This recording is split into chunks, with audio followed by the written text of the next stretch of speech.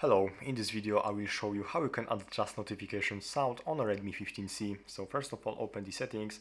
From here go to sound and vibration. Now go to other notifications and reminders, and here you can find some of the notification sound that you can select for your phone. So let's take this one for example and click this bell icon. Select this ringtone by clicking OK and basically apply this successfully.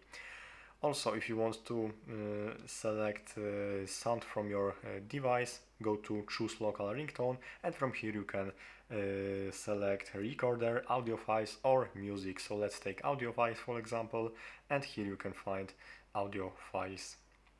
So now you can find it over here. So let's take apply, click OK, and basically as you can see, apply this successfully. Also you can find over here pre-installed ringtones. So there is also some ringtones that you can apply for your phone, and basically that's all. Thanks for watching and subscribe.